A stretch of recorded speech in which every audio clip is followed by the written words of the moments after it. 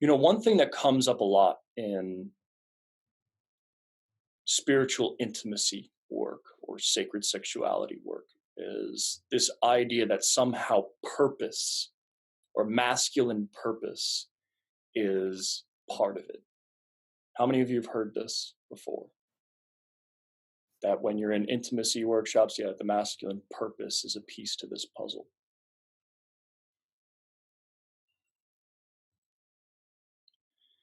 And what you'll learn through the work is that a man who feels purposeful, who embodies purposefulness, is essentially more attractive to the opposite sex than a man who does not. How many of you have heard that before? Yeah. So there's something about purposefulness that even other people can see in you. And women might not know this is what they're particularly noticing in you. But that's really it at its core. So somehow when men are successful in the most conventional sense, they have lots of money, they have fame, they have power, they have influence. Automatically, there's something in their physiology that might also suggest they have purpose.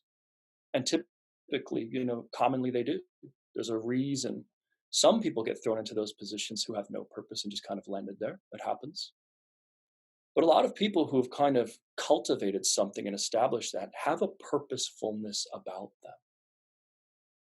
Their purposefulness could be about making the world a better place and being a conscious human being, or their purpose could be very destructive, very selfish, very corrupt. But either way, that purposefulness is still just as attractive. So even if this guy is a tyrant, plenty of women will be attracted to that because there's something happening in his physiology and his consciousness that is different than other men. When you know what that thing is, you begin to understand the secrets of this yogic technology. And you begin to realize that you don't need to be rich. You don't need to be a powerful person in the world, in the political world or the social world. You don't need to be famous at all. At all. And there's two ways you can go about this. Some of you might have heard of the pickup artist community. They go about this using kind of tricks. They use NLP, they use social tricks, they use functions of entertainment that are able to cleverly get in there and subdue or entertain the feminine in such a way that they become responsive to what they're doing. That can be done.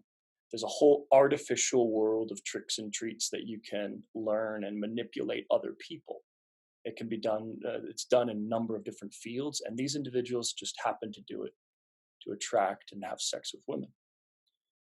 But what's amazing about this work is it's rooted in something much deeper. It's rooted in spirituality, the spirituality of men, of man, around this idea of cultivating the authenticity that runs inside of us. And when a man understands those functions, those primal needs, those desires, and fundamentally transcends each one of them, which I'll describe what that means in a moment. But when he liberates himself and that his desires, his impulses become something he commands, he's in control over, he's fundamentally liberated from, he becomes very sexually attractive in that. But he also becomes the man that he also needs to become before he dies, or feels he needs to become before he dies. He's liberated in that, and women are also served by his presence, by such a man. So now I want to touch upon what that thing is. What in the body is that thing? How can you see this in one man, and the guy standing next to him, you don't even know who he is, but you could just tell he's directionless. He's deflated. His phallus of consciousness is impotent. He's shriveled. He's withdrawn. He cannot penetrate the world. And this is happening to more and more men because our culture is losing elements of the masculine that used to be kind of forced upon them. Wars would force men into these types of roles. Survival forces men into these roles. We're coming further and further away from those scenarios. There's more and more of the population that's not in the survival mode, and therefore this lackadaisical environment is causing impotence in a certain way. And men are like, what the fuck do I do? How do I cultivate this thing? And most of them choose to smoke pot and play video games. Because why not? There's nothing. I don't need to go fight for my food or fight for this or fight for that. I've got everything. So today there's more men feeling this kind of impotence. And I don't just mean physical impotence. I'm not just talking about your erection. Because a man like Stephen Hawking can have a body that is totally impotent in a certain way, but his consciousness was anything but. His purpose was anything but impotent. He fucked the universe wide open with what the life force that was moving through him, despite his body. And that's why this technology is so important, because you can understand what that is, how you run that through your nervous system, and how you liberate the full force of your consciousness in this lifetime. Not just to attract a woman, but to actually deepen your love relationship with her, to fuck her open to God, and to fuel your own purpose in life, to project that towards your purpose rather than flushing it down the drain or ejaculating it into a sock or numbing out your mind with substances. So we have options here. And the men who show up to this call, all of you men who are here tonight, I know you're much more in line with this alternative way of life, but it is an alternative, a big alternative. This is not common practice for anyone. So here's where the practice comes into place. There's a flow of energy in your body, and it starts at the base of your body. And from the base, inside your body, this energy ideally flows upwards to the crown of the head, up. And then as you inhale, you breathe that energy back down into the genitals of the base of the body. And it's this current of energy. And a lot of you guys have probably seen the chakra systems or the energy systems in the Taoist tradition. How many of you are familiar with the chakra systems or something similar, where you've seen energies inside the body? They're popular in Kundalini and Tantra and all of these different Taoist practices. Yeah. There's a reason those exist. They're not arbitrary and they're just not imaginary. They really do have a function. And it's not that one map of them is more true than the other. You can pick a map. It's pretty much irrelevant as far as I'm concerned. They all have basis in truth. And they're all maps. And the map is not necessarily always the truth itself, but it's a compass for you guys to understand. So in these traditions, at the root of us is our most vital center. It's the survival mechanism in us. And as it moves upward, it becomes more intelligent, more spiritual. And whether we're talking about the Kundalini chakras or we're talking about even Maslow's hierarchy of needs, right? You can see even his hierarchy of needs is very similar to the chakra system in the human body. They came to the same conclusions. Western psychology and Eastern spirituality say the same thing about that evolution within us, within man. So what is that evolution? Here's how it is. At the very root of us is our survival mechanism. And every man here has an irritation in his body. Survival is an irritation. There's the irritation of hunger. There's the irritation of thirst. There's the irritation of weather. And there's the irritation of this force or need to reproduce, the irritation to ejaculate. How many of the men here know the irritations I'm talking about? How many of you have felt this in your body? Yeah, every man feels this. These irritations are real. There's something to this, though. Very intelligent wisdom, if we understand what this means. Inside of your physiology is this need to relieve this irritation, for release. Release. I want to relieve myself of the irritation of hunger.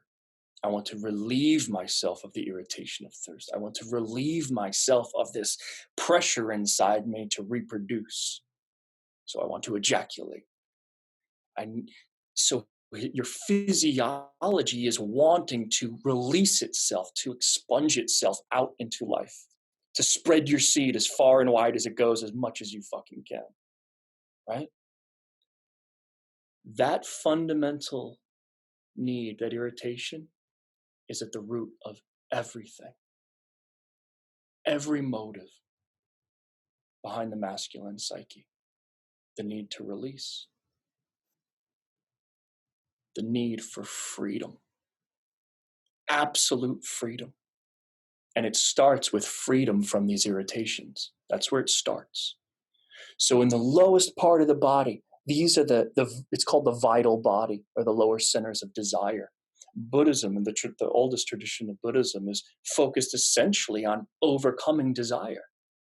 You feel these needs for hunger, these needs for thirst, these needs for ejaculating, celibacy. There's a whole practice of transcending these reactive elements such that we can begin to lift the energy inside the body and get past them.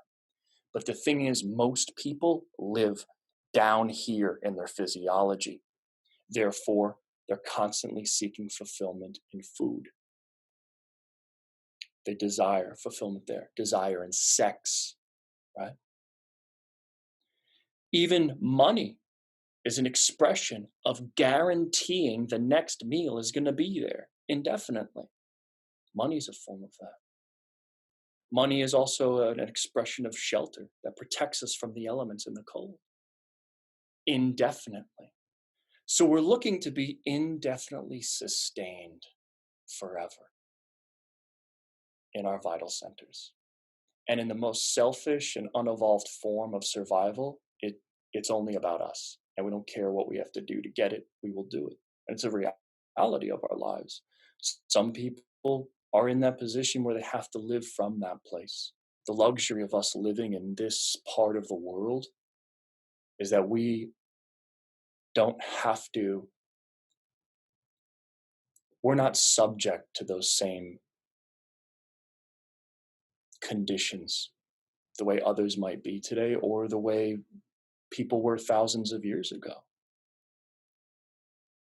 Just in the 1800s, the average age wasn't over 40 in any country in the world. Think about that. 200 years ago. Nowhere in the world was the average age of life expectancy over 40 years old. That's crazy. Today, we live a very different lifestyle. But here's what happens as we evolve and we start to think about other things in our lives. These vital mechanisms in us don't change. They don't go away. They're still impacting our decision to try to sustain ourselves indefinitely, or to try and relieve ourselves absolutely, to be relieved of irritation, of responsibility, of all of this. As a human being grows and the energy moves higher into the heart, we begin to transcend selfishness. And now we feel, hey, I would like to provide for others. I would like to create security for others, protection for others. I need protection, but I will also protect and provide for you. And others get included. We want to earn money for others. We want to earn food for others. This is when a human being starts to rise in that internal energy in their body. And someone besides themselves is included. But they're still obsessed with money, sex, and food. They're still obsessed. It's the basis for everything. And you can see it because no matter how much money one acquires, the irritation doesn't go away. I work with men who are multimillionaires many times over. And that irritation is no less in them than any other man I meet. Still irritated and fearful, all the same, because they haven't fully transcended that mechanism in the body. So then decision making is made from all of these places as well. It informs our decisions. What we're looking for is to be relieved of burden of irritation indefinitely. We're so irritated that we are separate from our food, that we are not sustained, that no matter how much we eat, we're still going to be hungry later. That's a real burden. That's a real burden. So as man begins to evolve and see these things and come into alignment with them, he still seeks a kind of liberation from this prison or this irritation he feels he's in. And the energy starts to go up into the head. Now his life comes about intellectual freedom, philosophy, understanding the laws of science. He finds freedom in this. If I understand, I will become free. I'll be relieved of the burden of not knowing all of my suffering. So the energy, you could see it moves inside of the body from the vital center through the heart and up to the head, where philosophy now becomes his escape or his liberation. And then as you keep evolving, as the human or man keeps evolving, philosophy and intellectualizing life is still not completely sufficient, because there's a dimension of life that not even science can solve. And that's where we start to move into the dimensions of spirituality that are based in faith, based in religions. And we see that current or movement. Now, just being liberated in the mind is not enough. We have to be liberated from the complete human experience. We seek spiritual liberation, to be liberated from the conditions of human. This is how that current moves through the body. Some men live in one of those currents. How many of you know a man who lives exclusively in the vital current at the lowest root end of survival mode in the most selfish way? How many of you know someone like that living that way? Everyone, right? Then as we move up, there's people who are still fixated on this vital center, but at least they've included others in that process. How many of you know that place or know someone who's living from that place?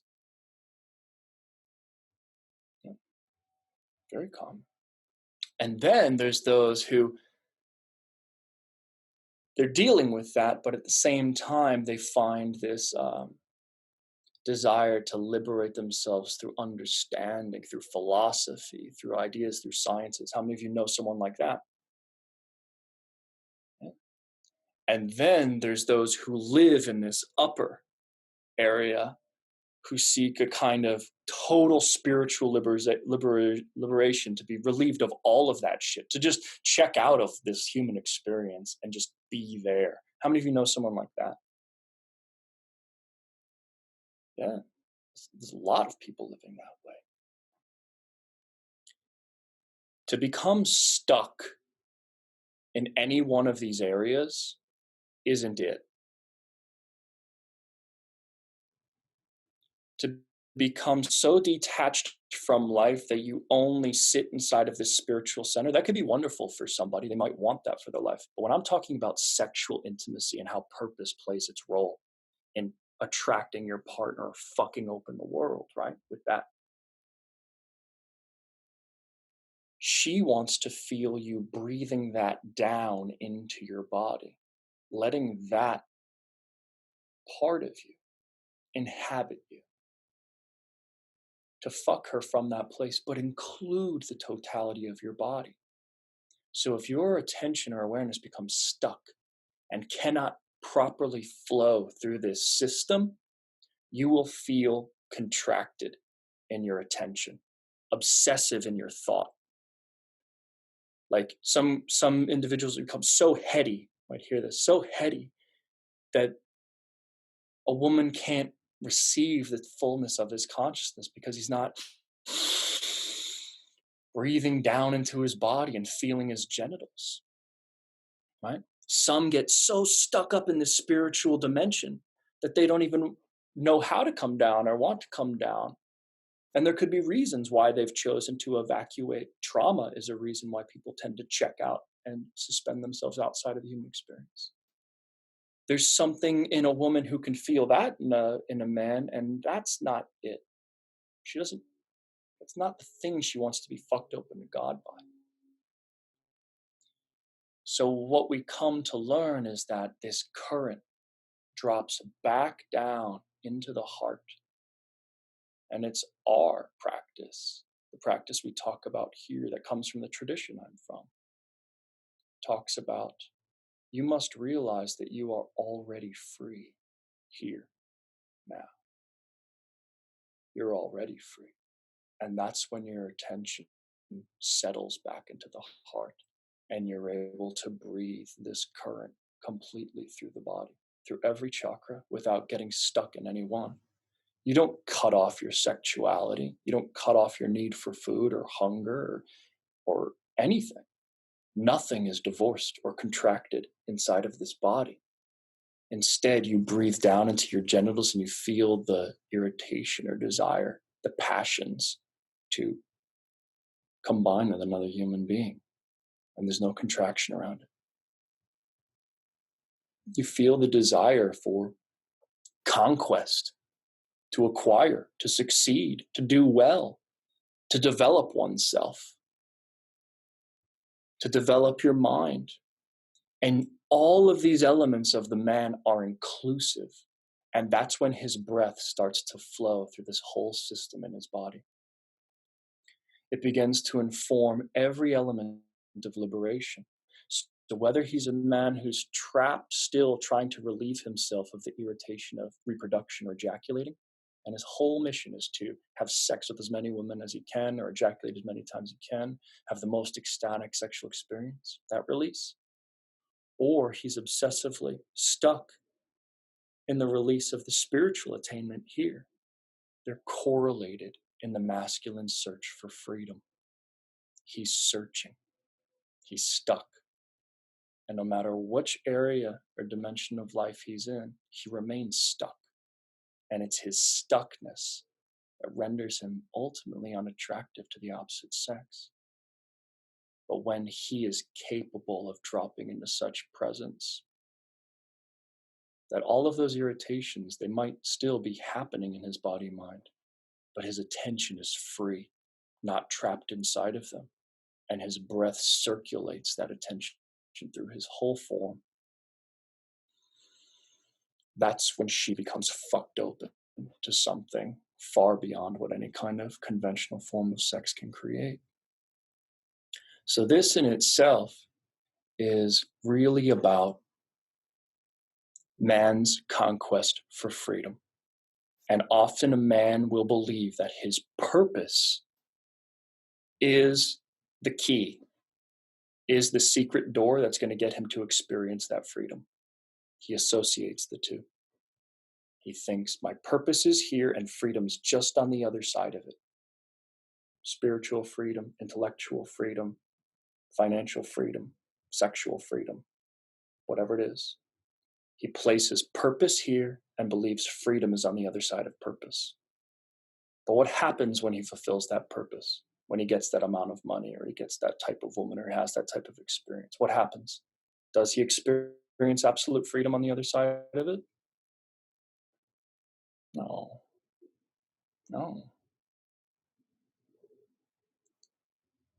The moment he accomplished the thing, who was it? I think it was McGregor after one of his fights, beat somebody and he says he goes back to the locker room and he was in there and he felt the celebration for like 10 seconds.